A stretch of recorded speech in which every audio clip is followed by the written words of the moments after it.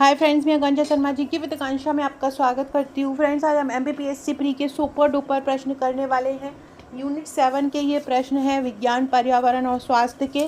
बहुत ही शानदार ये क्वेश्चन है, लास्ट तक देखिए और फटाफट हम इनका रिवीजन करेंगे। तो चलिए स्टार्ट करते हैं। पहला क्वेश्चन है, भारत में जैव विविधता का द्वार किसे माना जाता है? कच्छ का रण, हिमालय क्षेत्र, पूर्वोत्तर राज्य या दक्षिणी राज्य? तो भारत में जो जैव विविधता का द्वार है वो पूर्वोत्तर राज्य को बोला जाता है। किसको बोला जाता है? पूर्वोत्तर राज्य को जैव विविधता का द्वार बोला जाता है। और जैव विविधता शब्द का सबसे पहले उपयोग किया था WG रोजेन ने। रोजेन याद रखिएगा, जैव विविधता शब्द का सबसे पहले प्रयोग किसने किया था? रोजेन ने किया था। अगला क्वेश्चन है, डॉल्फिन मैन ऑफ इंडिया किसको कहा जाता है? Dolphin man of India Ravindra Kumar Sinha को कहा जाता है। इन्हें वर्ड मैन कहा जाता है सलीम अली को, और कैलाश संखलिया को टाइगर मैन बोलते हैं, और राजेंद्र सिंह को वाटर मैन बोलते हैं। ये सभी याद रखिएगा, राजेंद्र सिंह को वाटर मैन बोलते हैं, रविंद्र कुमार सिन्हा को डॉल्फिन मैन बोलते हैं, कैलाश संखलिया को टाइगर मैन बोलते हैं, और सलीम जो अली हैं उनको वर्ड मैन ऑफ इंडिया बोला जाता है। अगला क्वेश्चन है, IUCN ने किस वर्ष में रेड डाटा बुक का प्रकाशन आरंभ किया? 1963-64 में रेड डाटा बुक का प्रकाशन आरंभ किया था। IUCN जिसको हम बोलते हैं international union for conservation of nature, इसकी जो स्थापना हुई थी IUCN की, ये 1948 में हुई थी IUCN की स्थापना। और रेड डाटा बुक किसके लिए होती है? जो लुप्त प्रजातियाँ होती है उनकी जानकारी इसमें लिखी हुई होती है। तो रेड डाटा बुक कौन जारी करता है? IUCN। कब से जारी करना स्टार्ट किया? 1963-64 से। अगला क्वेश्चन है, जैव विविधता का जनक किसको बोला जाता है? विल्सन को। एडवर्ड विल्सन को जैव विविधता का जनक बोला जाता है, और रोजेन ने जैव विविधता शब्द का प्रयोग किया था सबसे पहले। और जनक किसको बोला जाता है जैव विविधता का? एडवर्ड विल्सन को बोला जाता है। पर्यावरण से संबंधित सहनशीलता का नियम किसके द्वारा प्रतिपादित किया था? सेल्फोर्ड ने पर्यावरण से संबंधित सहनशीलता का नियम प्रतिपादित किया था 1973 में। पर्यावरण से संबंधित सहनशीलता का नियम किसने पारित किया था? सेल्फोर्ड ने किया था 1973 में, और लिविंग ने 1980 में न्यूनतम कारक का सिद्धांत दिया था। अगला क्वेश्चन है, IWMI संस्थान का मुख्यालय कहाँ पर है? IWMI मतलब इंटरनेशनल वाटर मैनेजमेंट इंस्टीट्यूट। इसको क्या बोलते हैं? इंटरनेशनल वाटर मैनेजमेंट इंस्टीट्यूट बोला जाता है। और इसका मुख्यालय कहाँ पर है? इसकी स्थापना हुई थी 1985 में, और कोलंबो में इसका मुख्यालय है, याद रखिएगा। IWMI संस्थान का मुख्यालय कहाँ पर है? कोलंबो में है। इसकी स्थापना कब हुई थी? 1985 में हुई थी, और मुख्यालय कहाँ पर है? कोलंबो में है। इसका फुल फॉर्म क्या होता है? International water management institute. जो जल प्रबंधन संस्थान, इसको अंतर्राष्ट्रीय जल प्रबंधन संस्थान इसको बोला जाता है। अगला है, बायोस्फीयर रिजर्व शब्द का सर्वप्रथम प्रयोग किसने किया था? बायोस्फीयर रिजर्व का सबसे पहले प्रयोग किया था एडवर्ड सुएस ने। किसने किया था बायोस्फीयर रिजर्व शब्द का प्रयोग? एडवर्ड सुएस ने। फ्रेंड, जिससे मैं आपको ये क्वेश्चन करा रही हूँ ना, ये मेरा जो MPPSC प्रीलिम्स का प्रैक्टिस सेट आपको दिया जा रहा है 11,500 MCQ का, उसमें से ही मैं क्वेश्चन करा रही हूँ। टेस्ट नंबर 68 में आपको यही सभी क्वेश्चन मिलेंगे। जो टेस्ट नंबर 68 है, यूनिट्स जो 7 है वो टेस्ट 61 से टेस्ट 70 में यूनिट 7 से संबंधित क्वेश्चन है, तो उसी में ही आपको ये वाला टेस्ट मिलेगा जो हमारी MPPSC प्रीलिम्स की टेस्ट सीरीज़ है। MPPSC प्रीलिम्स की टेस्ट सीरीज़ आपको एक साथ दी जाती है, आप एक साथ बैठ के टेस्ट लगा सकते हैं। हर पेज के नीचे उसके आंसर दिए होते हैं। सुपर डुपर MCQ का ये कलेक्शन रहता है। तो बायोस्फीयर रिजर्व का सबसे पहले प्रयोग किसने किया था? एडवर्ड सुएस ने किया था। कौन सी नोबल गैस वायु में नहीं पाई जाती? इनमें से ऐसी कौन सी गैस है जो वायु में नहीं पाई जाती? नियोन, क्रिप्टॉन और जिनोन पाई जाती है। जो रेडोन है वो वायु में नहीं पाई जाती, बहुत ही खतरनाक गैस होती है। और सर्वाधिक कौन सी गैस वायु में पाई जाती है? अगर बोला जाए तो सर्वाधिक मात्रा में जो गैस पाई जाती है वायुमंडल में वो है नाइट्रोजन। अगला क्वेश्चन है, संयुक्त राष्ट्र संघ द्वारा किस वर्ष को अंतर्राष्ट्रीय मृदा वर्ष घोषित किया था? 2015 को अंतर्राष्ट्रीय मृदा वर्ष घोषित किया गया, और 2023 को मोटा अन्न दिवस घोषित किया है 2023 को, और 2015 को अंतर्राष्ट्रीय मृदा वर्ष घोषित किया था, और उसी को ही सतत पर्यटन प्रकाश वर्ष भी घोषित किया था। अगला क्वेश्चन है पर्यावरण से संबंधित साइलेंट स्प्रिंग बुक। एक साइलेंट स्प्रिंग बुक जो है वो पर्यावरण से संबंधित है। इसके लेखक कौन है? इसके लेखक है रेचल कार्सन। पर्यावरण से संबंधित बुक साइलेंट स्प्रिंग पुस्तक के लेखक कौन से हैं? रेचल कार्सन पर्यावरण से संबंधित साइलेंट स्प्रिंग बुक के लेखक हैं। अगला क्वेश्चन है विश्नोई आंदोलन जोधपुर के किस महाराजा से संबंधित है? तो जो विश्नोई आंदोलन है वो राजा अजीत सिंह से संबंधित है। विश्नोई आंदोलन किससे संबंधित है? अजीत सिंह से संबंधित है। और इस आंदोलन में अमृता देवी विश्नोई ने अपने प्राण त्याग दिए थे। जोधपुर के किस राजा से संबंधित है? याद रखना, विश्नोई आंदोलन पर्यावरण सुरक्षा से संबंधित है। और इसके कौन महाराजा इससे जुड़े हुए थे? राजा अजीत सिंह इससे जुड़े हुए थे। ग्रीन वास क्या इंगित करता है? ग्रीन वास किस चीज़ को बताता है? ग्रीन वास जो है पर्यावरण संरक्षण का झूठा वादा करता है। बताता है कि पर्यावरण के संरक्षण हो रहा है लेकिन पर्यावरण का संरक्षण नहीं होता है। तो ग्रीन वास किसका इंगित करता है? पर्यावरण संरक्षण का झूठा वादा। वैकल्पिक नोबेल पुरस्कार को और किस नाम से जाना जाता है? वैकल्पिक नोबेल पुरस्कार को राइट लाइवलीहुड पुरस्कार के नाम से जाना जाता है। और इसकी स्थापना 1980 में हुई थी और इसमें 2.8 लाख अरब डॉलर रुपए दिए जाते हैं। वैकल्पिक नोबेल पुरस्कार में स्थापना कब हुई थी? 1980 में हुई थी। अगला क्वेश्चन है पर्यावरण जो वन मंत्रालय जब गठन हुआ था 1986 में ये अधिनियम पारित हुआ था, तो उस समय भारत के प्रधानमंत्री कौन थे? भारत के प्रधानमंत्री थे राजीव गांधी। पर्यावरण और वन मंत्रालय का गठन के समय जो प्रधानमंत्री थे वो राजीव गांधी थे। और पर्यावरण वन मंत्रालय का गठन जो पर्यावरण वन मंत्रालय अधिनियम के पर्यावरण संरक्षण अधिनियम 1986 के तहत हुआ था। अगला क्वेश्चन है पर्यावरण को विकास के साथ किस पंचवर्षीय योजना के दौरान जोड़ा गया? पर्यावरण को विकास के साथ चौथी पंचवर्षीय योजना के दौरान जोड़ा गया था। कमेंट करके सभी लोग मुझे बताइएगा कि चौथी पंचवर्षीय योजना थी वो कब आई थी। सभी लोग कमेंट जरूर कीजिएगा। और ये वाला टेस्ट अपनी जो आप लोगों ने अगर टेस्ट मेरा परचेस किया हो तो टेस्ट नंबर 68 को ज़रूर सॉल्व कर लीजिएगा। अगला क्वेश्चन है कौन सा ऐसा प्रदूषक है जिसको दम घोंटू कहा जाता है? कि अगर ये अपने आसपास हो तो दम घुटने लगता है, ज़्यादा अगर हो जाती है तो वो है कार्बन मोनोऑक्साइड। कार्बन मोनोऑक्साइड को दम घोंटू गैस भी कहा जाता है, याद रखिएगा। किस प्रदूषक को दम घोंटू गैस कहा जाता है? कार्बन मोनोऑक्साइड को। किन महीनों में ओजोन परत की मोटाई में सर्वाधिक कमी हो जाती है? तो सितंबर अक्टूबर का जब महीना आता है तो ओजोन परत की जो मोटाई है उसमें सबसे ज़्यादा कमी आ जाती है। ओजोन परत की जो नापने की इकाई है उसको हम डॉप्सन कहते हैं। और ओजोन दिवस मनाया जाता है 16 सितंबर को। और किन महीनों में ओजोन परत की मोटाई में सर्वाधिक कमी आती है? सितंबर अक्टूबर में आती है। कौन सी ऐसी गैस है जिसको क्रैकिंग गैस भी कहा जाता है? तो क्रैकिंग गैस किस गैस को कहा जाता है? सल्फर डाइऑक्साइड को क्रैकिंग गैस कहा जाता है। किसको कहा जाता है? सल्फर डाइऑक्साइड क्रैकिंग गैस के नाम से जानी जाती है। और अगर ये किसी पत्थर पर प्रवाहित हो जाए ना तो पत्थर में क्रैक आ जाता है, इसलिए इसको क्रैकिंग गैस कहते हैं। किस स्थान पर ओजोन परत की मोटाई सर्वाधिक होती है? त्रिवेंद्रम में श्रीनगर में ओजोन परत की मोटाई सबसे ज़्यादा होती है। और सबसे कम जो मोटाई होती है वो त्रिवेंद्रम में होती है। सबसे कम त्रिवेंद्रम में होती है और श्रीनगर में क्या होती है? सबसे ज़्यादा होती है। जम्मू कश्मीर की जो श्रीनगर है वहाँ पर सबसे ज़्यादा मोटाई होती है और त्रिवेंद्रम में क्या होता है? सबसे कम मोटाई होती है। अगला है लाइकेन किस प्रकार के प्रदूषण के सबसे अच्छे सूचक होते हैं? लाइकेन वायु प्रदूषण के सूचक होते हैं। लाइकेन किसके सूचक होते हैं? वायु प्रदूषण के होते हैं। अगला क्वेश्चन है अम्लीय वर्षा के जल का पीएच मान कितना होता है? अम्लीय वर्षा जिसमें अम्ल होगा तो इसका जो पीएच मान होता है वो 4.2 से कम होता है। तो अम्लीय वर्षा के जल का पीएच मान कितना होता है? 4.2 से कम होता है। अगला है वायु गुणवत्ता सूचकांक में सामान्य प्रदूषित वायु को किस रंग से प्रदर्शित किया जाता है?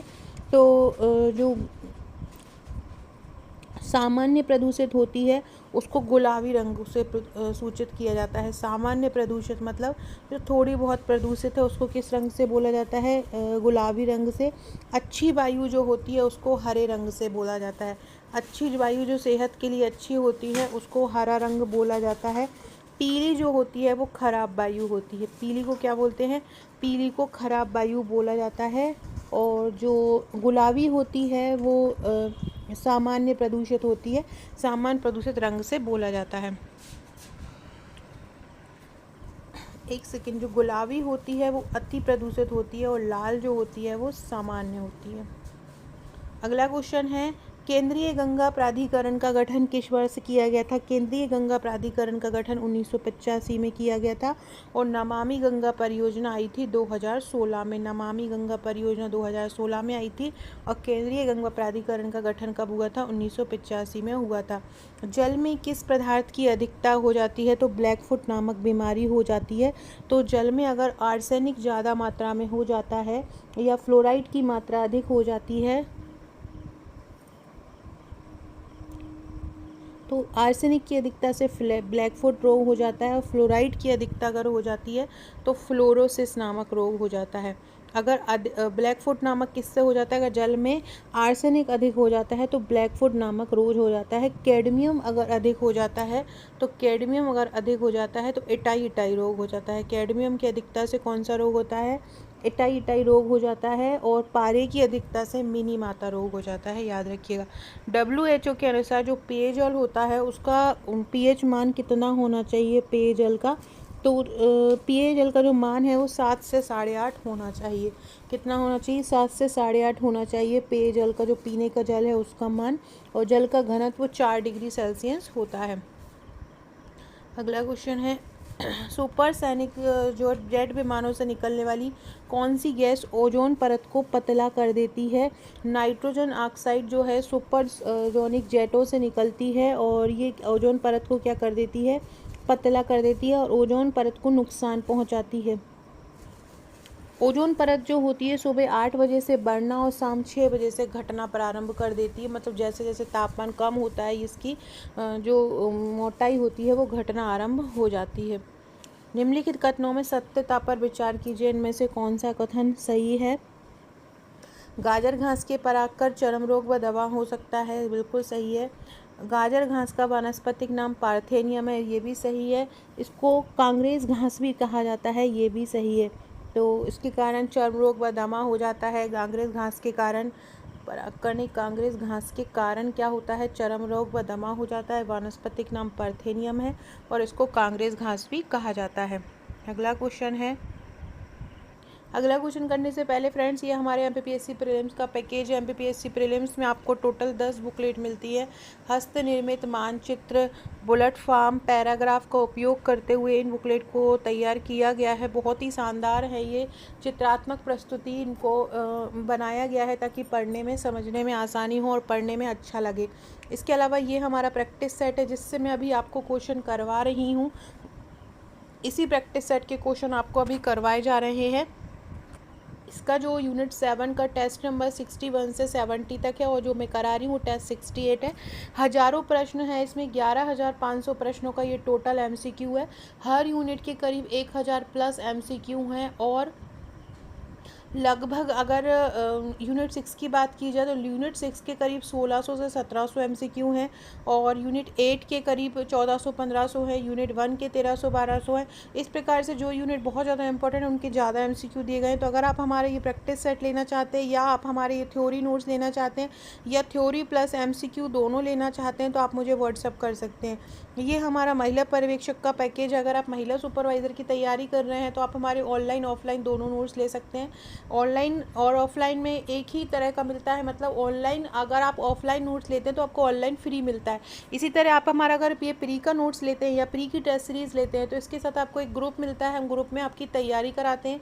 ग्रुप में बहुत महत्वपूर्ण क्वेश्चन दिए जाते हैं जहाँ आपकी तैयारी बहुत ज़्यादा बेस्ट हो जाती है। एक से एक क्वेश्चन बना के दिए जाते हैं ताकि आप अपनी तैयारी को बेहतर कर सकें। ये हमारा पेपर 4 का पैकेज है। पेपर 4 में आपको टोटल 4 बुकलेट मिलती हैं।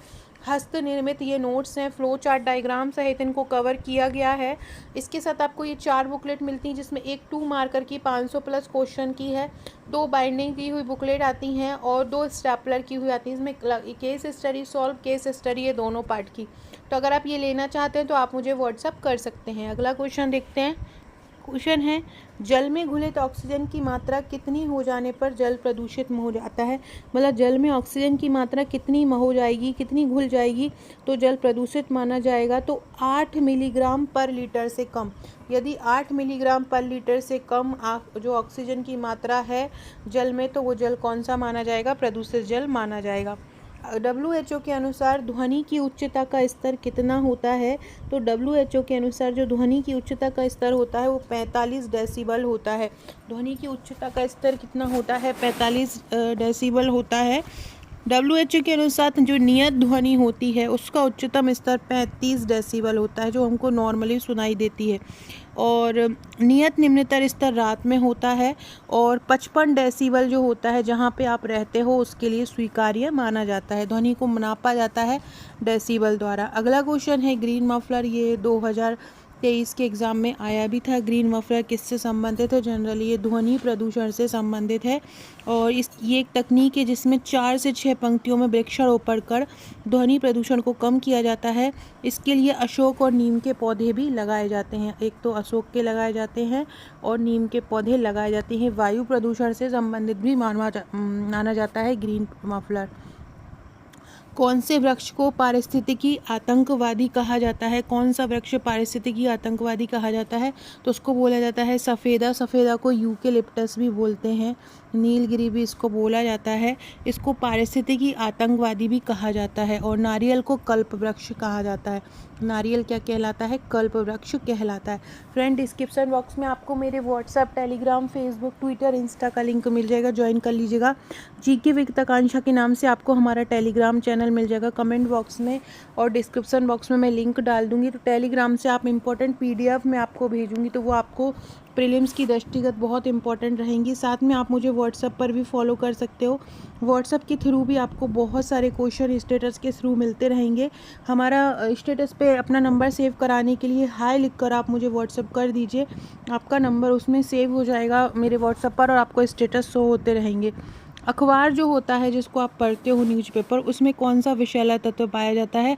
तो अखबार में क्या होता है, इंक होती है। जो इंक होती है वो लेड से बनी होती है। और ये लेड जो होता है विषैला पदार्थ होता है। जो सिंदूर होता है जो मांग में भरा जाता है वो भी इसी से ही बनता है।